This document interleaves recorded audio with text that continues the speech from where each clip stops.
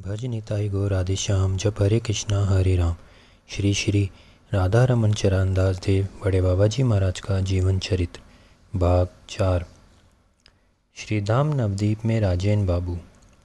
श्री गुरुदेव ने रायचरण बाबू के हृदय में कौन सा भाव भर दिया है, कौन सी सुधा उड़ेल दी है, वे ही जानते हैं।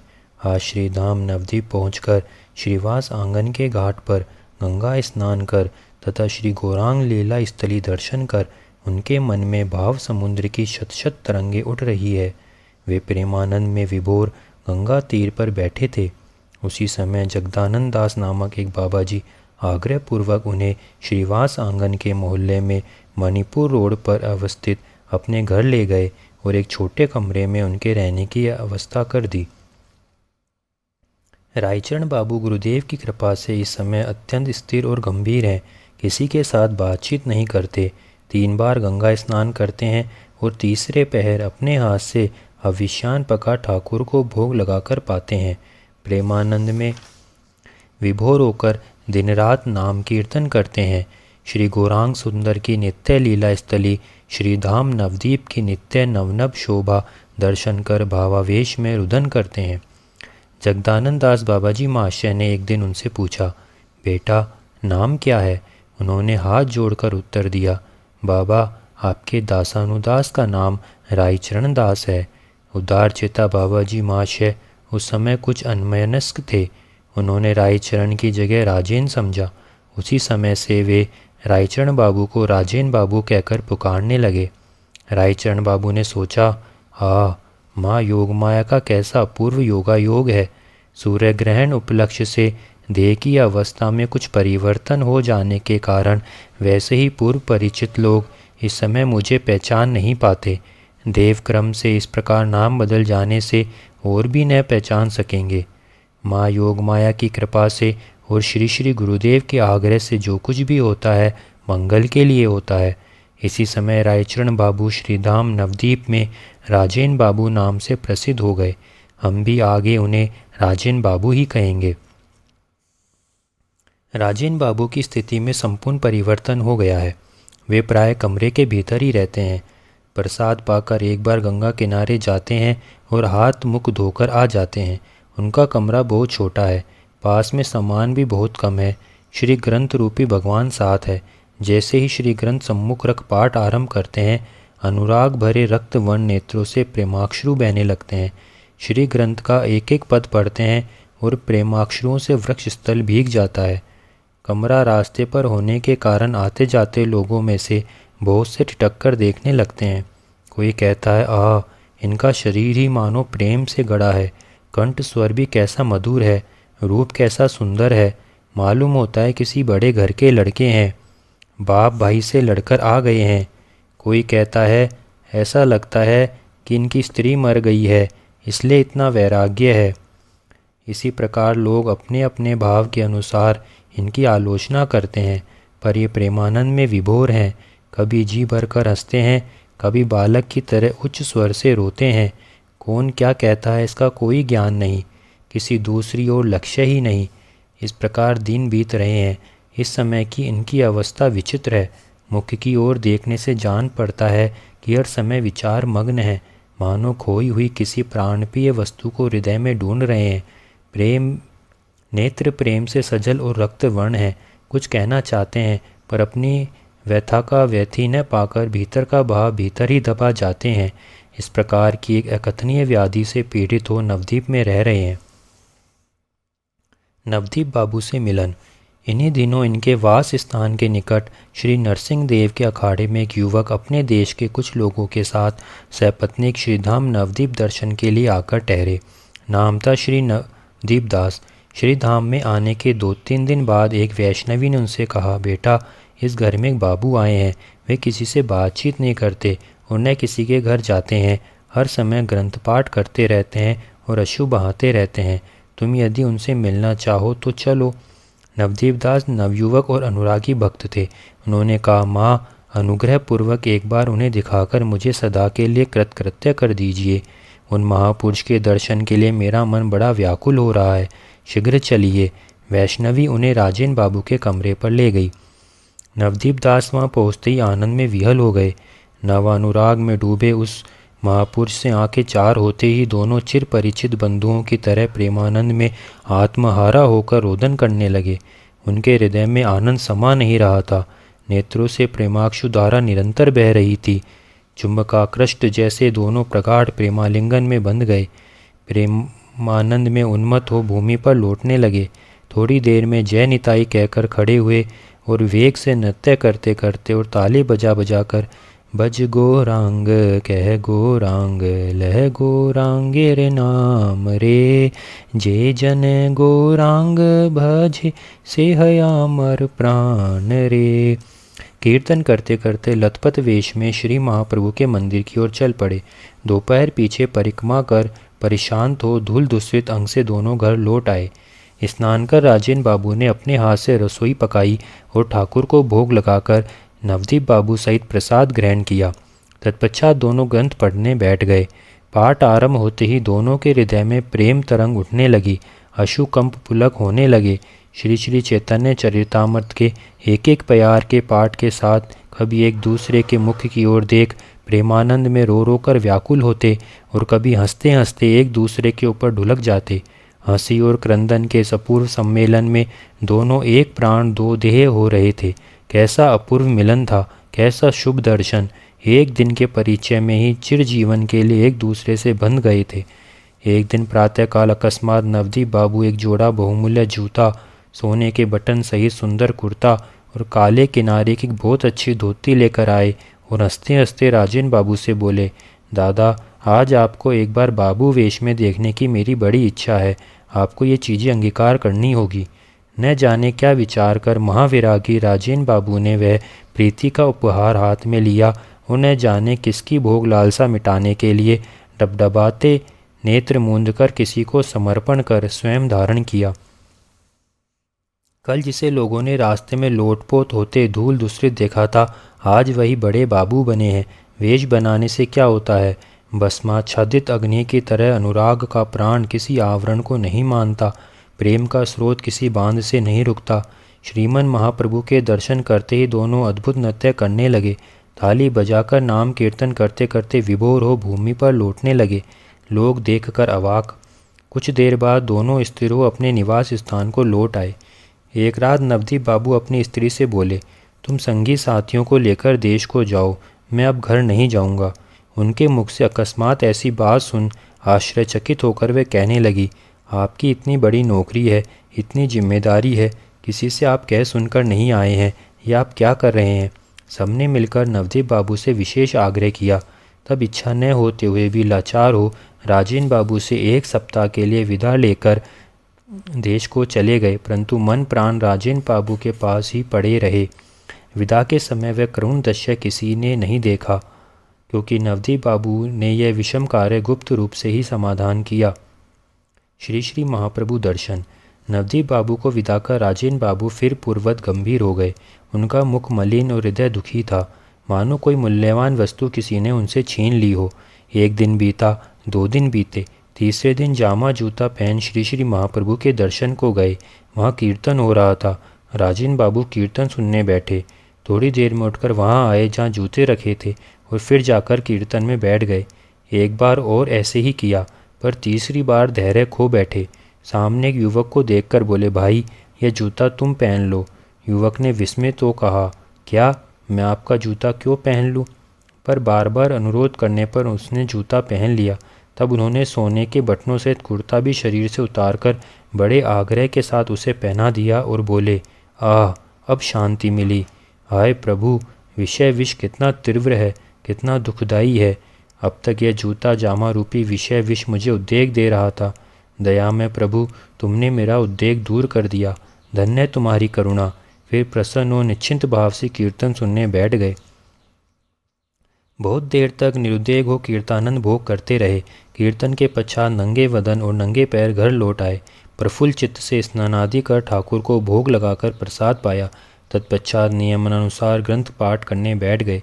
इधर नवदीप बाबू अपनी नौकरी से इस्तीफा दे पूर्व प्रतिज्ञानुसार 7वें दिन नवदीप आकर राजेन बाबू से मिले। राजेन बाबू खोई निधि पाकर आनंद में रो पड़े। दोनों के मन में फिर पूर्वत आनंद का स्रोत बहने लगा। दोनों ही प्रेमानंद में मग्न हो गए। एक दिन पीछे दो और अनुरागी युवक उनके साथ आ मिले। एक गौरवर्ण नाम कृष्ण गोविंद, दूसरा श्यामवर्ण नाम रासमोहन। भेक के बाद रासमोहन का नाम राधा चरण दास हुआ। राधा कुंड में शरीर छोड़ा। राजेंद्र बाबू बड़े ही सख्य भाव प्रिय थे। मधुमेह भ्रात भाव मानो उनका सहजात था। जहाँ कहीं जिस किसी से भी मिलते उसे दादा या भाई कहकर पुकारते। यदि कोई गुरु बुद्धि से भी उनके दर्शन करने जाता तो वह उनसे दादा के अतिरिक्त और कोई संबंध स्थापित न कर पाता। इसलिए नवदीप बाबू और नवागत दोनों युवकों के वे सहज में दादा बन गए। उन्हें दादा कहकर उन लोगों को जितना सुख होता उतना और किसी संबोधन से न होता। राजेंद्र बाबू भी उन्हें भाई कहते कहते आत्महारा हो जाते। एक दिन प्रातःकाल सब मिलकर एक नया गीत गाते ठाकुर दर्शन को निकले। गीत राजेंद्र बाबू की अपनी रचना थी। पद रचना की उनमें अपूर्व शक्ति थी। तत्काल पद बनाकर गाने लगते थे। कागज कलम की भी आवश्यकता नहीं होती थी। उनका स्वरचित गीत इस प्रकार था। निताई गौरांग निताई गौरांग निताई गौरांग गदाधर, जय सचिनंदन जग जीव तारण, कलि कलुष नाशन अवतार, जय हड़ाई नंदन पद्मावती जीवन, कर प्रेम परस रतन पर चार, जय श्री सीतानाथ श्री अच्युत तात, निताई गौर आनि कर प्रेम हुंकार, जय माधवाचार्य नंदन रत्नावती जीवन, जीवे दास सेवा दिए कर अंगीकार, जय श्री वासादि भक्तगण करु नाम संकीर्तन, पूर्व राग गाओ स्वरूप दामोदर, गौरीदास आदि करी खंडवासी नर हरि, हरिदास चरण तरी देव एक बार, जीवे रे लागी ये संन्यास करिए, राधा भाव के ले गोरा अंगीकार, जीवे रे लागी ये नीलाचल बसिए, राधा प्रेम करल गोरा परचार, स्थावर जंगम आदि हरि बेले निरवधि, गोरा केला लीला एक ही चमत्कार, बालक वृद्ध पुरुष नारी भज निताई गौर हरि, भव पारे जेते चरण तरी कर सार, दीनहीन दासे बले रेखा निताई चरण तल, भजन विहीन जने कर पार, निताई गौरांग निताई गौरांग निताई गौरांग गदाधर। यही अमूल्य पदरतन कीर्तन करते करते चले जा रहे थे। चारों ओर लोगों की भीड़ थी। सभी भाव में विभोर थे। राजेंद्र बाबू को भ्रा ज्ञान न था। पद के एक एक नवीन चरण की स्फूर्ति होती थी और साथ साथ आनंद सिंधु उमड़कर पतित पामर पर्यंत को बहा ले जाता था। नवद्वीप में आज बहुत दिनों बाद अपूर्व प्रेमानंद का स्रोत उमड़ पड़ा था। मृदंगादि कुछ साथ नहीं थे, तथापि ब्रह्मांड भेदी नाम ब्रह्म मानो मूर्तिमान रूप से प्रकट हो रहा था। नाम की मधुर ध्वनि से दसों दिशाएं प्रतिध्वनित हो रही थी। रास्ते के दोनों ओर बाल वृद्ध स्त्री पुरुष सभी चित्रलिखित की तरह कीर्तन सुन रहे थे और विस्मित हो परस्पर कह रहे थे, आह, ये भक्त कौन है? इनकी चाल ढाल भावभंगी सभी अपूर्व है। उज्ज्वल गौरवर्ण न होते हुए भी इनका मुख अत्यंत सुंदर और माधुर्यमय है। जो एक बार इनकी ओर देख लेता है, मंत्र मुग्ध की भांति सदैव के लिए इन चरणों में मन प्राण अर्पण कर देता है। धन्य है इनका जन्म, धन्य है इनकी प्रेम भक्ति। ये वास्तविक ही महापुरुष हैं। श्री श्री नीलाचल यात्रा। इस प्रकार नवद्वीप में कीर्तानंद में कुछ दिन व्यतीत कर एक दिन राजेंद्र बाबू अपने मर्मी साथियों के साथ कीर्तन करते करते गंगा जी के किनारे किनारे दक्षिण की ओर चल दिए। कहाँ जा रहे हैं कुछ पता नहीं। नवदीप दास आदि तो मुखापेक्षी हैं ही। प्रेमोन्मत्त दादा ताल के साथ नाचते नाचते आगे जा रहे हैं और ये लोग मंत्र मुग्ध की भांति उनके पीछे पीछे चले जा रहे हैं। जाते जाते ये गुप्ती पाड़ा पार कर 7 गाछिया ग्राम में पहुँचे। अविराम कीर्तन चल रहा था। गगनभेदी नाम की मधुर ध्वनि उठ रही थी। गांव के बाल वृद्ध स्त्री पुरुष मंत्र मुग्ध की तरह दिग्विदिक ज्ञान शून्य हो इन चारों अभूतपूर्व मूर्ति वैष्णवों की ओर दौड़े चले आ रहे थे। इनकी प्रेम में मूर्ति दर्शन कर ग्रामवासी सब विमोहित हो टकटकी लगा इनकी ओर देख रहे थे। उसी समय शांतिपुर के गोस्वामियों की बहन के वंशज श्रीपाद कुंजलाल गोस्वामी महाशय आकर उपस्थित हुए। एक कीर्तन मंडली भी आ गई। सब कीर्तन में सम्मिलित हो गए। आनंद की सीमा न रही। कीर्तानंद में डूबकर सभी उन्मत्त हो गए। थोड़ी देर में श्रीपाद विपिन विहारी गोस्वामी अपने शिष्यों के साथ आए और अत्यंत आग्रह के साथ इन लोगों को अपने श्री मदन गोपाल जी के मंदिर में ले गए। वहाँ बहुत देर तक कीर्तन करने के पश्चात गंगा स्नान और नित्य कर्म से निर्वत हो सबने मदन गोपाल जी का महाप्रसाद ग्रहण किया। इसी प्रकार कई दिन तक कीर्तानंद से उस गांव के नर नारियों का चित्त मुग्ध कर राजेन बाबू अपने सहचरों के साथ श्रीपाठ कालना दर्शन को चल दिए। श्रीपाठ कालना में श्री श्री निताई गौरांग की दोनों मूर्तियां बड़ी चित्ताकर्षक है। राजेन बाबू मूर्तियों के दर्शन कर प्रेमानंद में विभोर हो बालक की तरह उच्च स्वर से क्रंदन करने लगे। नेत्रों से प्रेम नदी प्रवाहित होने लगी। उनके साथी भी प्रेमोन्मत्त हो क्रंदन करने लगे। इस अपूर्व दृश्य को देख सभी परमानंदित हुए। राजेन बाबू ने कुछ देर में प्रकृतिस्थ हो गदगद कंठ से स्वरचित पदावली का कीर्तन आरंभ किया। पदावली सुन उपस्थित ग्रामवासी भक्त कोई यह न समझ सके कि यह किसी प्राचीन महापुरुष की रचना है अथवा इनकी अपनी। कीर्तन सुन सभी प्रेम में विभोर हो गए। राजेन बाबू और उनके प्रेमिक सहचरगण निताई गौरांग के मुखारविंद की ओर देखते प्रेमाक्षु वर्षण करते करते आत्महारा हो नृत्य कर रहे थे। उसी समय अकस्मात गांव का एक 4-5 वर्ष का बालक कीर्तन के बीच नाचते नाचते मूर्छित हो पृथ्वी पर गिर पड़ा। कुछ देर बाद वह राजेन बाबू तथा उनके साथियों को लक्ष्य कर कहने लगा, तुम लोग और विलंब न कर नीलाचल की ओर यात्रा करो। बालक की बात सुनकर सभी अवाक रह गए। दूसरे दिन नाम ब्रह्म सिद्ध भगवान दास द्वारा प्रतिष्ठित आदि दर्शन कर कीर्तन करते करते चारों पैदल नीलाचल चल दिए। चारों के पास एक चादर, एक धोती, हाथ में एक जोड़ा करताल है। स्नान के समय चादर पहनकर धोती सुखा लेते हैं। यदि किसी की धोती फट जाती है तो दूसरे अपनी में से आधी फाड़कर उसे दे देते हैं। जहाँ संध्या हो जाती है वहीं रात्रि विश्राम कर लेते हैं। गांव हो चाहे वन, जब दादा की विश्राम करने की इच्छा होती है तभी सबका विश्राम होता है। आहार आदि का भी यही नियम है। चलते चलते कुछ दिन बाद श्री श्री साक्षी गोपाल के मंदिर में पहुँचे। वहाँ राजेन बाबू श्री श्री साक्षी गोपाल का पूर्व वृतांत, छोटे विप्र और बड़े विप्र का मधुमेह चरित्र स्वरचित पदों में कीर्तन करने लगे। ऐसा कीर्तन तो कभी भी नहीं सुना। मंदिर श्रोताओं से ठसाठस भर गया। लोग आपस में कहने लगे, ये लोग कौन हैं, कहाँ से आए हैं? इनमें ये दीर्घाकार बाबा जी वास्तव में कोई महापुरुष हैं। इनकी आजानुलंबित भुजाएं, सुगठित देह और सुंदर सहहास्य मुख देखकर लगता है कि ये इस जगत के नहीं हैं। बाकी लोग शायद इन बड़े बाबा जी के चेले हैं। राजेन बाबू यहीं से बड़े बाबा जी के नाम से प्रसिद्ध होने लगे। हम भी उन्हें आगे इसी नाम से पुकारेंगे। कीर्तन समाप्त होने पर प्रसाद आने लगा। बड़े बाबा जी महाशय आनंद पूर्वक लोगों को देने लगे। सबको देने के बाद जो कुछ बचा उसका इन चारों ने परमानंद पूर्वक सेवन किया। श्री श्री साक्षी गोपाल के मंदिर में आनंद का स्रोत प्रभावित होने लगा। प्रसाद पाते ही सब कीर्तानंद में मग्न हो गए। सिद्ध मंत्र प्राप्ति। कीर्तानंद में रात्रि अधिक हो गई। ठाकुर जी के शयन के बाद सब लोग मंदिर के बाहर जाकर सो गए। गहरी रात्रि थी। 10 दिशाएं निस्तंभ। अकस्मात बड़े बाबा जी उच्च स्वर से रो पड़े।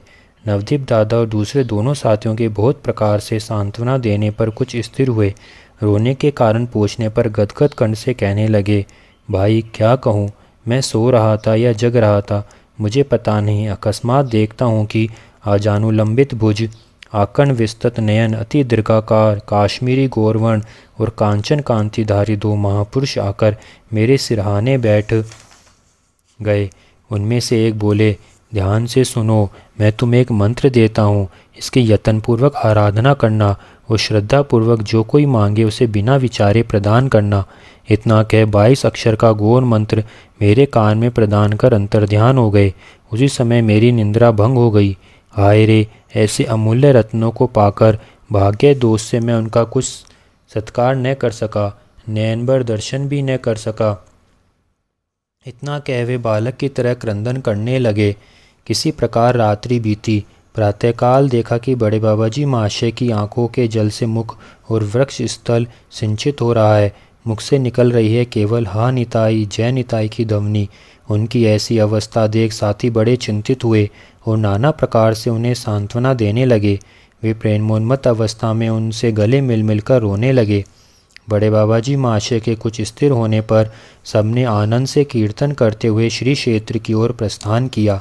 हा निताई जय निताई कहकर कीर्तन और क्रंदन करते ये लोग चले जा रहे थे। जो कोई इन्हें देखता था आनंद में विभोर हो जाता था।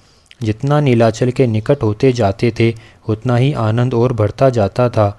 चलते चलते श्री जगन्नाथ क्षेत्र में प्रवेश किया। इन चारों प्रेमोन्मत्त वैष्णवों को देख नीलाचलवासी आनंद में विभोर हो कहने लगे, ये कौन हैं, कहाँ से आ रहे हैं, कहाँ जा रहे हैं। पर ये किसी और न देख प्रेमानंद में मत श्री श्री जगन्नाथ देव के श्री मंदिर की ओर चले जा रहे थे। श्री श्री जगन्नाथ दर्शन। थोड़ी देर में ये सिंह द्वार पहुँच गए। गरुड़ स्तंभ के पास जा बड़े बाबाजी महाशय ने श्री नीलाचल नाथ को प्रेम से साष्टांग दंडवत प्रणाम किया। फिर मंदिर के भीतर प्रवेश कर श्री जगन्नाथ देव की अपूर्व मूर्ति के दर्शन किए। दर्शन करते ही प्रेमानंद में उन्मत्त हो नृत्य कीर्तन करने लगे। श्री मंदिर में आनंद की तरंग उठने लगी। अति सुंदर पद पदावलियों का निर्झर बहने लगा। बड़े बाबाजी महाशय का आजानुलंबित भुज युक्त विशाल शरीर सात्विक विकारों से विभूषित होने लगा। श्रीमन महाप्रभु के बाद ऐसा भावावेश, ऐसा मधुर कीर्तन और ऐसा अद्भुत प्रेममय नृत्य शायद कभी किसी ने न देखा था न सुना था। श्री जगन्नाथ देव के पंडा और पुजारी मंत्रमुग्ध की भांति खड़े हैं। स्त्री पुरुष बालक वृद्ध युवा उस प्रेमोन्मत्तकारी नृत्य को देख अपने को स्थिर नहीं रख पा रहे। जो एक बार इन कीर्तन रणवीरों के दर्शन कर लेता है वह चुंबकाकृष्ट लोहे की भांति इन्हें छोड़ नहीं सकता। आज जगमोहन अनोखा रूप धारण कर साक्षात जगमोहन बन गया है। आनंद में उन्मत्त हो कोई किसी के ऊपर गिर रहा है, कोई रोकर व्याकुल हो रहा है, कोई हंस हंसकर पागल हो रहा है, कोई प्रेमानंद में बड़े बाबाजी महाशय के चरण पकड़ रहा है और कोई कीर्तन रज में लौट रहा है। श्री मंदिर में एक अपूर्व दृश्य है। धीरे धीरे तीसरा पहर हो गया। माधव पशुपालक नामक जगन्नाथ देव के श्रृंगारी पंडा ने प्रसादी माला लाकर बाबाजी महाशय के गले में डाल दी। उसी समय जगन्नाथ देव की राजभोग सेवा होने लगी। भीतर के द्वार बंद हो गए और कीर्तन का भी विराम हो गया। तब सब लोग उस दीर्घाकार कीर्तन श्रांत महापुरुष की सेवा शुश्रूषा करने लगे। एक गौरवन वृद्ध बाबाजी उनके निकट आकर बैठ गए। भक्तगण नाना प्रकार के मिष्टान महाप्रसाद लाकर देने लगे। महाप्रसाद वितरण करने की व्यवस्था कौन करे, सभी प्रेमोन्मत्त है। तब वृद्ध बाबाजी महाशय बोले, बलराम तुम ही इस प्रसाद की व्यवस्था करो। बलराम पटनायक नामक भक्त ने सब प्रसाद एकत्रित किया। नवागत चारों वैष्णव और उपस्थित भक्तों को यथा योग्य स्थान पर यत्नपूर्वक परिवेशन करने लगे। सभी लोग जगमोहन में पत्थर के ऊपर प्रसाद रखकर पाने लगे। सबसे पहले वृद्ध बाबाजी महाशय ने एक ग्रास महाप्रसाद हाथ में ले जैसे ही बड़े बाबाजी महाशय के मुख में दिया, चारों ओर से हरि बोल की ध्वनि होने लगी। कैसा अपूर्व दृश्य है। सब लोग एक एक ग्रास बड़े बाबाजी महाशय के मुख में देने का प्रयत्न कर रहे हैं। सभी प्रेमानंद में मत है। कोई खाते खाते दूसरे के मुख में दे रहा है, कोई दूसरे के मुख से निकाल कर खा रहा है। गृहस्थ लोग घर की बात भूल गए हैं, राज कर्मचारी राजकाज भूल गए हैं। सभी मानो आत्महारा और ब्रह्म ज्ञान शून्य है। उपस्थित भक्तों में से बलराम बाबू, कुंज बिहारी राय, गोपाल प्रसाद दत्त, अर्जुन सांतरा, गणेश महांती, गोपाल चंद्र पटनायक, भुवन चंद्र साहू, गोपी मोहन साहू प्रभृति 8-10 लोग बड़े बाबाजी महाशय के पुरीवास के समय उनके विशेष अंतरंग थे। उनके भाग्य की सराहना कौन कर सकता है। गंभीरा गमन। पूर्व कथित वृद्ध बाबाजी का नाम था श्री रामकृष्ण दास। बड़े बाबाजी महाशय ने वृद्ध बाबाजी से पूछा, बाबा यहाँ से गंभीरा कितनी दूर है। उपस्थित लोगों ने उत्तर दिया, पास ही है, चलिए न। बड़े बाबाजी, आप लोगों को कष्ट होगा। वृद्ध बाबाजी, जिस क्षण हम लोगों ने आपके दर्शन किए उसी क्षण से हमारे शारीरिक और मानसिक सब प्रकार के कष्ट दूर हो गए। अब तो हमारे आनंद के दिन आ गए हैं। बड़े बाबाजी महाशय लज्जा से सिर झुकाकर कुछ हंसे और कीर्तन करने लगे। कोथा हे गोरांग चांद देखा दाओ मोरे, गोड़ हईते आसी आछी देखी ते तो मारे। बहु दिन देखी नाई ओ चांद वदन, देखा दिए प्राण राखो हे शची नंदन। नित्यानंद संगे लैया वेरे चित जथा, केन हेन बांधव आछे लय जाए तथा। यही ते गंभीरा हे तथाक सर्वशन, स्वरूप रामानंद लैया रस आस्वादन। अर्थात, हे गौरांग महाप्रभु कहाँ हो, दर्शन दो। गौड़ देश से आया हूँ तुम्हारे दर्शन को, बहुत दिनों से नहीं देखा तुम्हारा चांद वदन। दर्शन देकर प्राण रखो शचीनंदन, नित्यानंद को साथ ले जहाँ विहार कर रहे हो वहाँ मुझे ले जाए ऐसा बंधु कौन है। यही तो वह गंभीरा जहाँ तुम रहते हो पतिषण, और स्वरूप रामानंद को ले करते हो रस आस्वादन। इस प्रकार सहरचित पदावली गाते गाते बहुत से लोगों के साथ बड़े बाबा जी महाशय ने गंभीरा में प्रवेश किया। गंभीरा के अधिकारी श्री हरि भजन दास बाबा जी ने उन्हें श्रीमन महाप्रभु के व्यवहार की हुई कंथा दिखाई। उसके दर्शन और स्पर्श से बड़े बाबा जी महाशय प्रेमानंद में विभोर हो नेत्रों में जल भरकर भाव गदगद कंठ से कहने लगे, हा प्रभु गौरांग देव, इस दास पर कृपा करो। अपने दासानुदासों का दास बनाकर इस अधम को अपने श्री चरणों में स्थान दो। ये कहते कहते मूर्छित हो भूमि पर गिर पड़े। साथियों की सुशिक्षा से कुछ देर में चैतन्य लाभ कर श्री वासुदेव सार्वभौम भट्टाचार्य महाशय का भवन और सिद्ध बकुल मठ आदि के स्थानों के दर्शन किए। अब कहाँ जाएंगे, कहाँ ठहरेंगे, इसका कोई निश्चय नहीं। श्री रामकृष्ण दास बाबा जी महाशय ने पूछा, आपके ठहरने का स्थान निश्चित हो गया क्या? बड़े बाबा जी महाशय ने उत्तर दिया, उसके लिए आप चिंता न करें, कृपा में प्रभु कृपा कर जहाँ रखेंगे वहीं रह जाएंगे। बलराम बाबू ने कहा, इस समय हमारे ठाकुर मंदिर चलने में आप लोगों को कोई आपत्ति तो नहीं है? बड़े बाबा जी महाशय ने कहा, भाई यदि तुम लोगों को कोई कष्ट न हो तो हमें कोई आपत्ति नहीं। इसी समय पूर्वोक्त गणेश पटनायक ने कहा, दादा हमारे दोल मंडप शाही वाले मकान के बाहर के कमरे में ठहरें तो कैसा? मेरे विचार से इसमें आप लोगों को विशेष सुविधा रहेगी, क्योंकि वह स्थान जगन्नाथ देव के मंदिर के बहुत निकट है।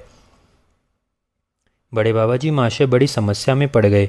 बलराम की बात माने अथवा गणेश की, उन्होंने निर्णय रामकृष्ण दास बाबा महाशय के ऊपर छोड़ दिया। अंत में गणेश पटनायक के मकान पर ठहरना निश्चित हो गया। इस पर बलराम बाबू ने कहा, कम से कम आज तो हमारे ठाकुर मंदिर में महाप्रसाद की व्यवस्था हो जाए। इससे सब लोग सहमत हो गए। बड़े बाबा जी महाशय ने कहा, हमारे लिए तुम लोगों को बड़ा कष्ट उठाना पड़ेगा। बलराम बाबू ने हंसते हंसते कहा, यदि कष्ट होता तो हम कहते ही क्यों, आज हमारा परम सौभाग्य है। चलिए, बड़ी देर हो चुकी है, इस समय विश्राम कीजिए, कल फिर दर्शनादि कीजिएगा।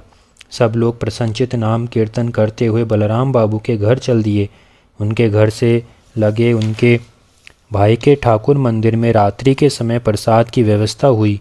वहीं संध्या आरती कीर्तन हुआ।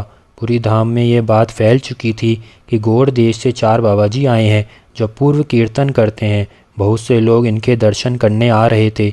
जो एक बार दर्शन कर लेता था वह जैसे इनके हाथ बिक जाता था। आरती कीर्तन के बाद महाप्रसाद ग्रहण कर बड़े बाबा जी महाशय ने अपने सहचर गणेश पटनायक के घर जाकर विश्राम किया। प्रातःकाल उठ नरेंद्र सरोवर में स्नान किया और नित्य नियम पूरा कर नाम कीर्तन करते हुए श्री जगन्नाथ देव के दर्शन को चल दिए। लगता था जैसे नाम कीर्तन छोड़ इन लोगों का और कुछ काम ही नहीं। बलराम बाबू ने आकर आग्रह पूर्वक कहा, आज हमारे ठाकुर मंदिर में प्रसाद की व्यवस्था होनी चाहिए। बड़े बाबा जी महाशय बोले, हम लोगों के लिए किसी प्रकार की व्यवस्था की आवश्यकता नहीं, कृपा में प्रभु यथा समय जैसा करेंगे वैसा ही होगा। यह कहकर उन्होंने प्रेमानंद में नृत्य करते हुए दल सहित श्री जगन्नाथ देव के श्री मंदिर में प्रवेश किया। पूर्वज जगमोहन में कीर्तन आरंभ हुआ। पंडा लोगों ने प्रसादी माला, चरण तुलसी और चंदन लाकर सबको दिए। धीरे धीरे कीर्तन खूब जम गया और लोगों की भीड़ भी खूब हो गई। सब प्रेमानंद में विभोर बड़े बाबा जी महाशय को घेर कर मंडली बनाकर नृत्य कर रहे थे। उसी समय की बड़े बाबा जी महाशय की अनिर्वचनीय आकर्षण शक्ति का वर्णन नहीं किया जा सकता। बहुत देर कीर्तन के पश्चात भक्तों को परिश्रम से थके जान उन्होंने कीर्तन समाप्त किया। बलराम बाबू ने यथा योग्य भाव से सबको बैठाकर महाप्रसाद वितरण किया। समुद्र स्नान और चटक पर्वत दर्शन। महाप्रसाद पाकर सबकी इच्छा हुई कि कीर्तन करते करते समुद्र स्नान को चलें, इसलिए सब प्रेमानंद में कीर्तन करते हुए समुद्र की ओर चल दिए। कुछ दूर चलकर बड़े बाबा जी महाशय एक बहुत ऊंचा बालू का पर्वत देख प्रेमावेश में मूर्छित हो गिर पड़े। भक्तगण के उपचार करने पर कुछ प्रकृतिस्थ हुए, पर प्रेमानंद में विभोर उसी पर्वत के ऊपर वटवृक्ष के नीचे बैठ गए और अत्यंत मधुर स्वर से रोते रोते अंतरंग साथियों से कहने लगे।